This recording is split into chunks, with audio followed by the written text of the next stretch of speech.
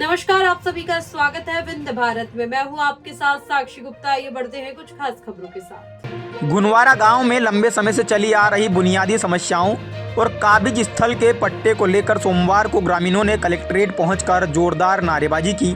इस प्रदर्शन का नेतृत्व कांग्रेस नेता प्रभात द्विवेदी दद्दा ने किया। ग्रामीणों ने एकजुट होकर प्रशासन का ध्यान गांव की मूलभूत गंभीर समस्याओं की ओर आकर्षित किया और अपनी मांगों के समर्थन में ज्ञापन सौंपा।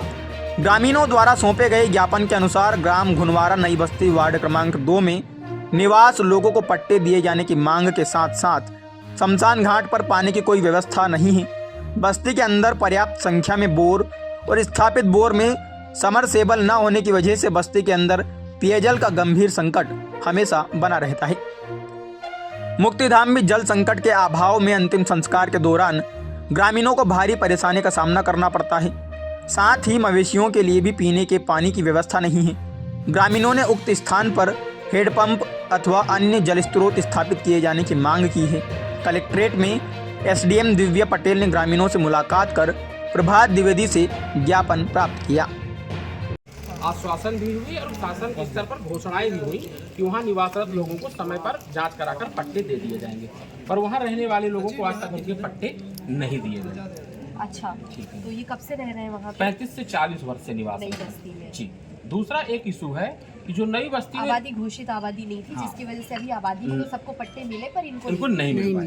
दूसरी एक बड़ी समस्या है कि उस बस्ती में जो जनसंख्या है, अपन ये कह सकते हैं कि लगभग 1500 से अधिक लोग वहाँ पर निवास कर रहे हैं। जी, ये कोई मोहल्ला है? हाँ, नई बस्ती गुनवारा। वहाँ पर पानी की व्यवस्था जो मोटर पड़े हैं, हैंड पंप है, उस हैंड पंप में समय पर जल स्तर नीचे चला जाता है। वहाँ पर समर्सिबल पंप नहीं डाला जाता, जिससे वहाँ के लोगों को पानी आसानी से नहीं मिल पाता। तो कैसे पानी? तो उनको समर्सिबल पंप डलवा दिए जाए पीएचई को बोल करके, तो उनको पानी क्या स्रोत है पानी का? अभी कुछ नहर से चल रहा है। नहर से तो सिंचाई का होता है ना, पीने का पानी कैसे गए?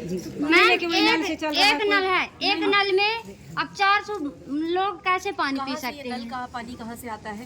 ये सब नहर से पानी आता है, उसको क्या गंदा पानी आता है मैम। पानी की व्यवस्था नहीं हो पाती। दूसरा, इनके बस्ती में जो आंगनबाड़ी केंद्र है, वो आंगनबाड़ी केंद्र बिल्डिंग पूरी तरह से जर्जर हो गई है। छोटे छोटे जो बच्चे हैं वहाँ पर पढ़ते हैं, तो बिल्डिंग क्षतिग्रस्त होने की वजह से कभी भी कोई बड़ी जनहानि हो सकती है। उनको रोकने हो गई, टूट गई है, तो इनको आंगनबाड़ी केंद्र की बिल्डिंग मुहैया कराने का एक प्रयास कर लिया जाए। दूसरा, आपकी जो ये बस्ती है, इस बस्ती के लिए जो आरक्षित शमशान घाट है, जहाँ पर अंतिम क्रिया होती है, वहाँ पर इनके पास पानी की कोई व्यवस्था नहीं है। वहाँ पे एक भी बोर नहीं है। पूर्व में ऐसा शमशान घाट में बोर नहीं है? नहीं, बस पीने के लिए भी बोर नहीं है।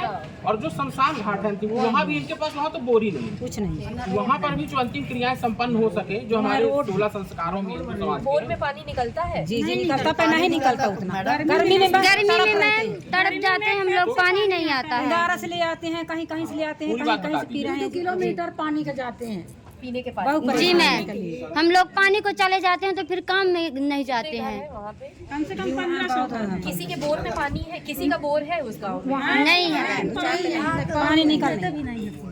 लगभग उस बस्ती में जो लोग रह रहे हैं, सरल भाषा में ये कहें कि जिसको अपन आसानी से कह पाते हैं,